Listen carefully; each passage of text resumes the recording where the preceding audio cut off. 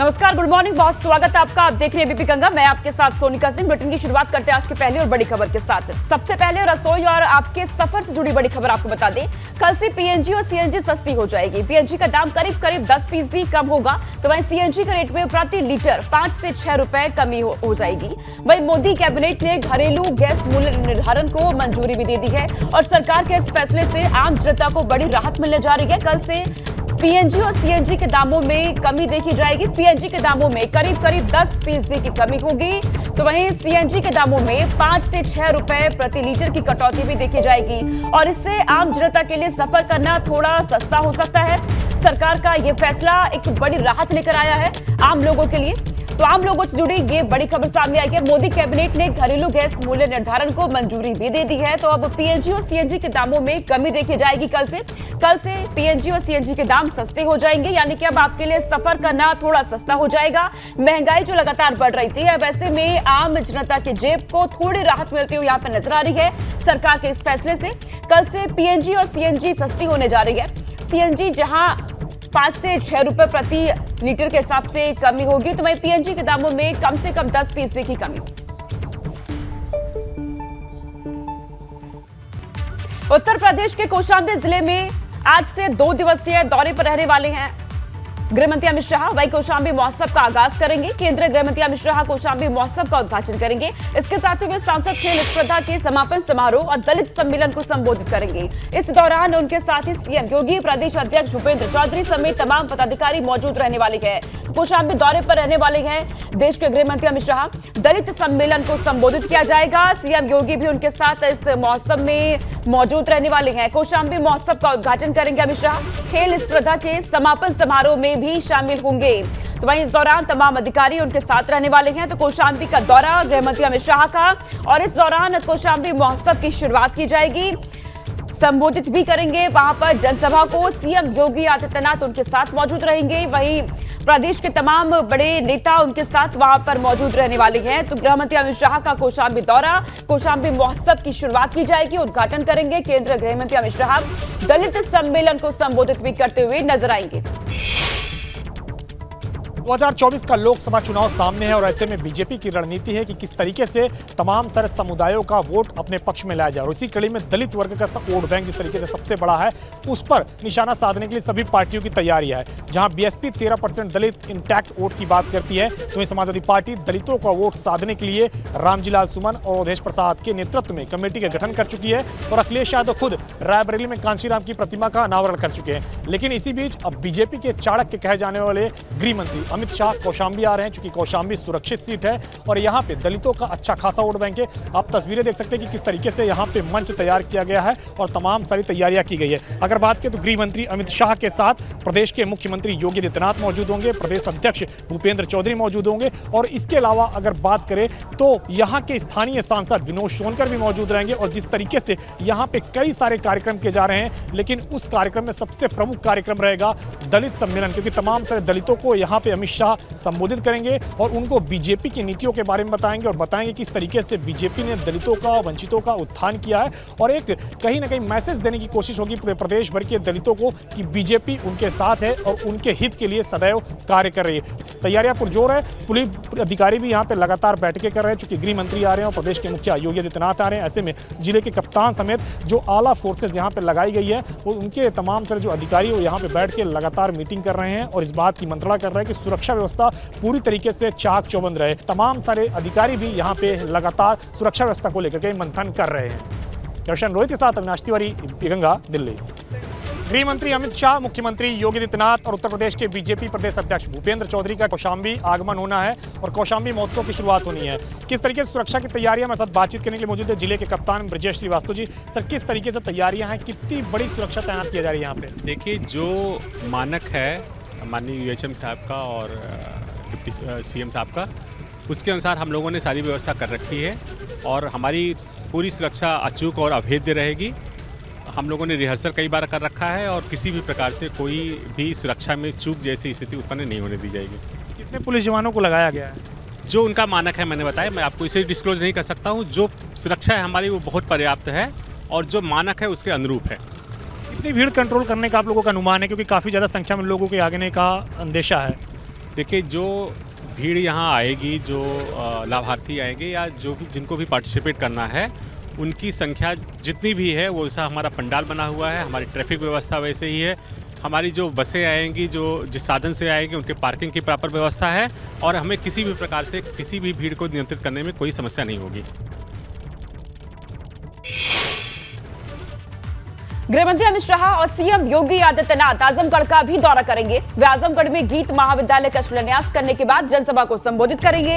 अमित शाह के इस दौरे को उन 16 सीटों से जुड़ी बीजेपी की रणनीति से भी जोड़कर देखा जा रहा है, जिन्हें वो 2019 में नहीं जीत पाई थी। जेपी नड्डा ने अपनी रैलियों की शुरुआत गाजीपुर से की, तो अमित शाह भी यूपी में मिशन 2024 की शुरुआत आजमगढ़ से कर रहे हैं।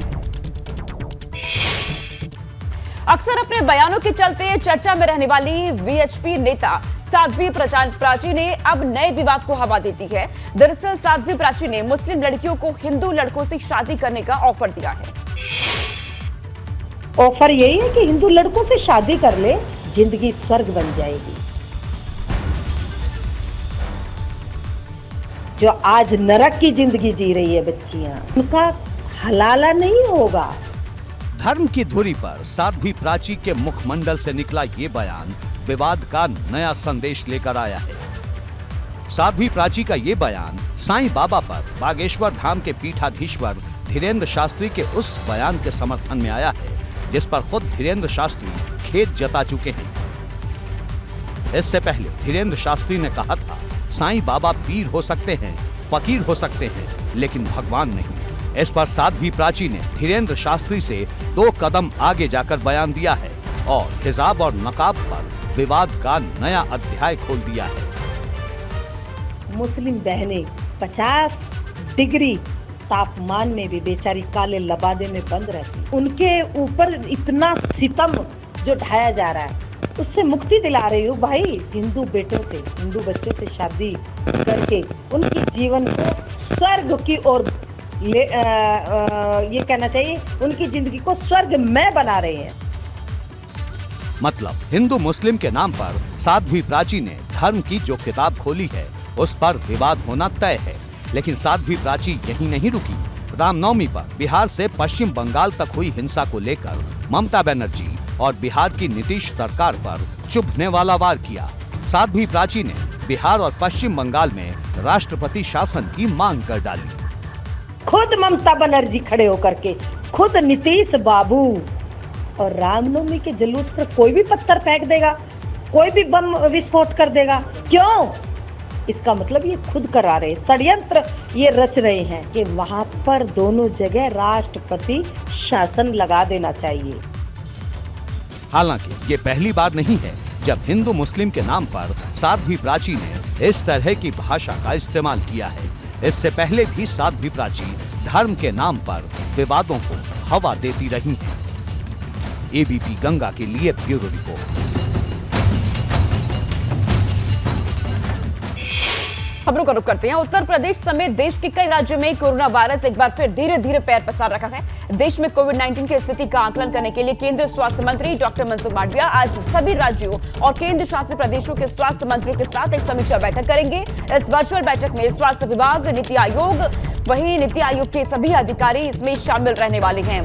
केंद्रीय स्वास्थ्य मंत्री अब इस पूरे मामले को लेकर बढ़ते कोविड के खतरे को देखते हुए एक्शन में आ चुके हैं। बैठक होने वाली है, समीक्षा बैठक की जाएगी, सभी राज्यों के अधिकारी इसमें बैठक में मौजूद रहेंगे।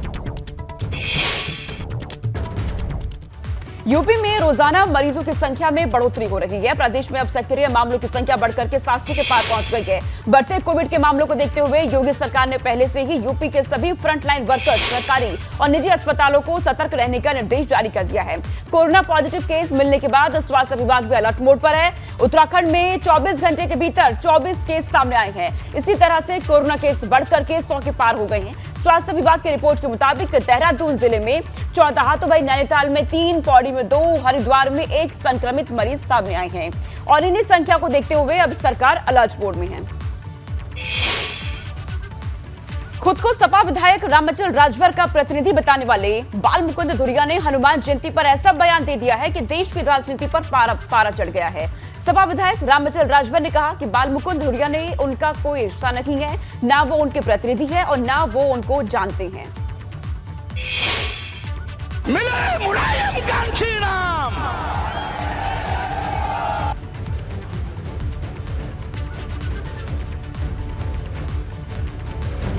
सपा नेता का विवादित बयान, पहले राम अब हनुमान।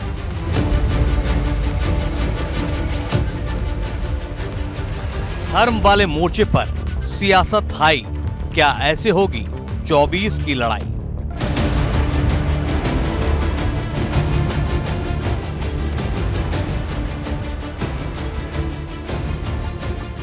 अभी सपा महासचिव स्वामी प्रसाद मौर्य के भगवान राम के हवा में उड़ने वाले बयान पर सियासी कोहराम खत्म भी नहीं हुआ था कि अब समाजवादी पार्टी के नेता बाल मुकुंद धुरिया के हनुमान जयंती के मौके पर दिए विवादित बयान से भूचाल आ गया है, क्योंकि खुद को सपा विधायक रामअचल राजभर का प्रतिनिधि बताने वाले बाल मुकुंद धुरिया ने अपने सोशल मीडिया अकाउंट पर लिखा है, जिन्हें अपने बाबा की जयंती याद नहीं, वो बंदर की जयंती मना रहे हैं। अब इसी विवादित पोस्ट को लेकर सियासत गर्म हो गई है। मैं कहूँगा कि समाजवादी पार्टी को कम से कम इस बारे में ज़रूर देखना चाहिए कि कहीं उनकी पार्टी के लोग से संबंधित लोग ग्रंथ फाड़ने लगते हैं, श्री रामचरितमानस का ग्रंथ फाड़ने लगते हैं, जलाने लगते हैं, और कहीं बजरंगबली श्री हनुमान को उनके जन्मोत्सव पर, जन्मदिन पर इस प्रकार का टिप्पणी, अभद्र टिप्पणी करते हैं। मैं तो कहूँगा कि भगवान बजरंगबली उनको सद्बुद्धि दे। उधर भाजपा नेता अतुल मिश्रा ने बाल मुकुंद के खिलाफ अकबरपुर कोतवाली में तहरीर दी है और सख्त से सख्त कार्रवाई की मांग की है। लेकिन जो बयान हनुमान जयंती पर बाल मुकुंद धुरिया ने दिया है, उस पर समाजवादी पार्टी बैकफुट पर दिखाई दे रही है, जो बाल मुकुंद धुरिया को सपा का नेता ही मानने से मना कर रही है। मैंने किसी को अपना प्रतिनिधि बनाया ही नहीं, तो जनप्रतिनिधि का सवाल नहीं उठता, और मेरी छवि को धूमिल करने के लिए एक साजिश के तहत इस तरह जो है सोशल मीडिया पे वायरल किया जा रहा है। जबकि बाल मुकुंद की सपा की सदस्यता वाली रसीद और सपा नेताओं के साथ बाल मुकुंद की तस्वीर सोशल मीडिया पर जमकर वायरल हो रही है। एक तस्वीर में बाल मुकुंद धुरिया सपा राष्ट्रीय अध्यक्ष अखिलेश यादव, सपा महासचिव स्वामी प्रसाद मौर्य और सपा विधायक रामअचल राजभर के साथ नजर आ रहा है। और हैरानी की बात यह है कि बाल मुकुंद धुरिया को अपने बयान में कुछ भी गलत नजर नहीं आ रहा है। मेरा किसी की भावना को आहत करने का पोस्ट इंटेंशन नहीं है। मैंने किसी को इंडिकेट करके नहीं कहा है। मैंने कहा है हनुमान जी दुनिया जानती है, केसरी नंदन है, वो बंदरों की फौज लेके राम जी चले गए, हनुमान जी बंदर हैं, इसमें कौन सी नई बात कह दी हमने। अब किसी को बुरा इसलिए लग जाए कि हम समाजवादी पार्टी के हैं। पहले समाजवादी पार्टी के एमएलसी स्वामी प्रसाद मौर्य ने जिस तरह से रामचरितमानस पर विवादित टिप्पणी की, उसके बाद यूपी में सियासी बखेड़ा खड़ा हो गया, और अब समाजवादी पार्टी के एक विधायक रामअचल राजभर के प्रतिनिधि ने जिस तरीके से हनुमान जयंती के मौके पर हनुमान जी पर अमर्यादित टिप्पणी की है, उसे लेकर एक बार फिर सियासी बवाल देखने को मिल रहा है। कुछ लोगों ने अंबेडकर नगर में धार्मिक भावना आहत करने की एफआईआर धुरिया के खिलाफ कराई है। वहीं बीजेपी इसे लेकर अब समाजवादी पार्टी पर हमलावर हो रही है। बीजेपी साफ तौर पर कह रही है कि समाजवादी पार्टी शुरू से ही कहीं न कहीं धार्मिक जो मान्यताएं हैं उनके खिलाफ रही है। अब सवाल इस बात का है कि क्या अखिलेश यादव ने अपनी लाइन तय कर ली है, क्योंकि उन्हीं की मौजूदगी में स्वामी प्रसाद मौर्य ने भगवान राम के हवा में उड़ने वाला बयान दिया था और अखिलेश ने उन्हें टोका तक नहीं। मिले मुलायम कांची राम, मिले मुलायम कांची राम, ये नारा गूंजा था। और अब बड़ी बात यह है कि हनुमान जयंती को लेकर अखिलेश यादव ने शुभकामना तो दूर, एक ट्वीट तक नहीं किया। ऐसे में क्या मान लिया जाए, क्या ये सब दलितों को साधने के लिए किया जा रहा है? क्योंकि जैसे जैसे 24 की लड़ाई नजदीक आ रही है, सपा ने अपनी पूरी ताकत दलितों को जोड़ने में लगा दी है। फिर चाहे कांसीराम की मूर्ति का अनावरण हो या फिर रामचरितमानस के जरिए शूद्र वाली लाइन हो, लेकिन भगवान राम और हनुमान जयंती पर बयान देकर सपा भाजपा को फुल टॉस दे रही है, क्योंकि धर्म वाली राजनीति भाजपा को हमेशा रास आती रही है। अनुभव शुक्ला, एबीपी गंगा। माफिया अतीक अहमद के बेटे उमर की मुश्किलें बढ़ गई हैं। उसकी डिस्चार्ज अर्जी खारिज होने के बाद आज आरोप तय होंगे। सीबीआई के विशेष न्यायाधीश अजय विक्रम सिंह ने प्रॉपर्टी डीलर मोहित जायसवाल को लखनऊ से अगवा कर देवरिया जेल में मारपीट के मामले में माफिया अतीक अहमद और उसके उमर अहमद की आरोपों से डिस्चार्ज करने की अर्जी खारिज यहाँ पर कर दी है। अब इस मामले में आज कोर्ट आरोप तय करेगी। कोर्ट ने जमानत पर रिहा सभी आरोपियों को भी मौजूद रहने का आदेश दिया है। कोर्ट ने सीबीआई को आदेश दिया है कि वह जेल में बंद सभी आरोपियों को व्यक्तिगत या वीडियो कॉन्फ्रेंसिंग के जरिए कोर्ट में पेश करें। तो कोर्ट आज तमाम आरोप तय करने वाली है। अतीक के बेटे उमर पर कानूनी शिकंजा बढ़ता जा रहा है, मुश्किलें बढ़ती जा रही है। बेटे उमर पर अतीक के बेटे उमर व्यापारी अपहरण मामले में आज आरोप तय होने जा रहे हैं। उमर पर ये इस वक्त की बड़ी खबर सामने आई है। आरोप मुक्त करने की याचिका खारिज होने से यहाँ बड़ा झटका लगा है अतीक के बेटे उमर को, क्योंकि लगातार कानूनी शिकंजा कसता जा रहा है और आज कोर्ट में सभी को पेश भी किया जाएगा, चाहे उन्हें वीडियो कॉन्फ्रेंसिंग के जरिए ही पेश क्यों ना करना पड़े। ये साफ कर दिया गया है पहले ही। व्यापारी अपहरण मामले में आज तमाम आरोप तय होने हैं। अतीक के बेटे उमर पर कानूनी शिकंजा और बढ़ता जा रहा है, उमर की मुश्किलें और यहाँ बढ़ती जा रही है। तो आज तमाम आरोप तय होने वाले हैं कोर्ट की तरफ से। तो अतीक के बेटे हैं उमर, इस पर कानूनी शिकंजा बढ़ता जा रहा है। आरोप मुक्त करने की जो याचिका दाखिल की गई थी उसे खारिज कर दिया गया। ये एक बड़ा झटका लगा है अतीक के बेटे उमर को और आज अब आरोप तय होने हैं इस पूरे मामले में। ओम प्रकाश राजभर ने स्वामी प्रसाद मौर्य पर निशाना साधा है और कहा है कि स्वामी प्रसाद मौर्य सपा की लुटियां डुबाने के लिए काफी हैं। ओम प्रकाश राजभर स्वामी प्रसाद मौर्य पर बड़ा आरोप लगाते हुए कहा कि बसपा में रहकर मलाई काटने के दौरान स्वामी प्रसाद मौर्य को रामचरितमानस की चौपाइयां क्यों नहीं याद आई है। तो राजभर के निशाने पर आ गए हैं स्वामी प्रसाद मौर्य। बड़ा बयान उनकी तरफ से दिया गया है। उन्होंने कहा कि बसपा भाजपा में सिर्फ मलाई खाई है। ओम प्रकाश राजभर ने स्वामी प्रसाद मौर्य ने यहाँ पर ये उन्होंने कहा कि बसपा भाजपा में थे तो चौपाइयां उन्हें याद क्यों नहीं आई। जिस तरीके से अब वो रामचरितमानस को लेकर बोल रहे हैं, उन्हें पहले ये सब याद क्यों नहीं आया। तो स्वामी प्रसाद मौर्य जो कि लगातार घिरते हुए नजर आ रहे हैं, उनकी तरफ से जो बयान दिए जाते हैं उसके बाद चौतरफा उनकी निंदा हो रही है। यहाँ पर ओम प्रकाश राजभर की तरफ से भी बड़ा बयान इनको लेकर के दिया गया है। उन्होंने कहा कि पहले स्वामी प्रसाद मौर्य को ये बातें क्यों नहीं याद आई जब वो बसपा में हुआ करते थे। तो स्वामी प्रसाद मौर्य पर ओपी राजभर का यहां पर ये बड़ा बयान सामने आया है। ये बड़ा हमला देखने को मिला। स्वामी प्रसाद मौर्य की तरफ से पहले रामचरितमानस को लेकर बयान दिए गए, इसके बाद जो नारे लगाए गए जनसभा में, उसके बाद उनकी निंदा हो रही है। स्वामी प्रसाद मौर्य जी संविधान के खिलाफ, उनके तो ऊपर संविधान विरोधी मुकदमा लिखा जाना चाहिए। 4 बार बहुजन समाज पार्टी में मिनिस्टर थे, तब उनको ना तो वो चौपाई याद आई, ना महिलाओं का अपमान, ना पिछड़ों का अपमान, ना दलितों का अपमान। जब सत्ता जाते देखा रामम शरणम गच्छामि, तब राम की शरण में चले गए। राम राम जपना पर आया माल अपना, तब तो रट रहे थे।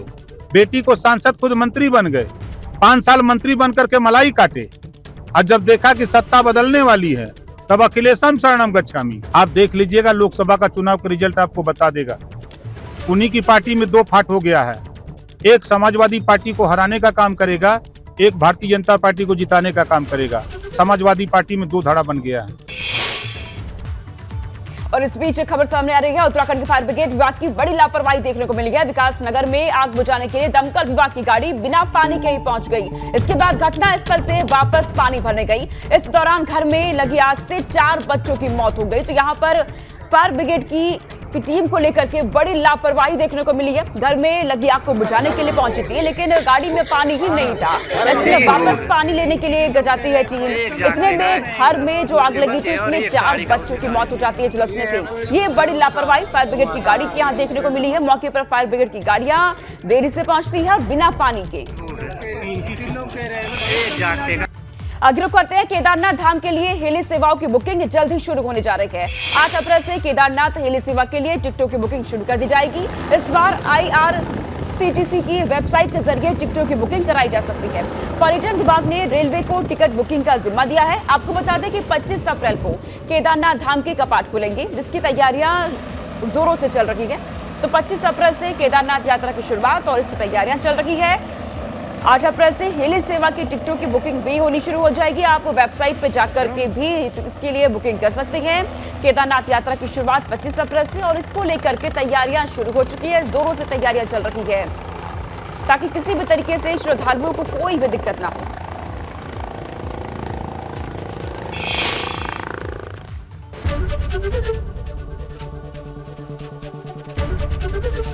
एबीपी गंगा, खबर आपकी, जुबान आपकी।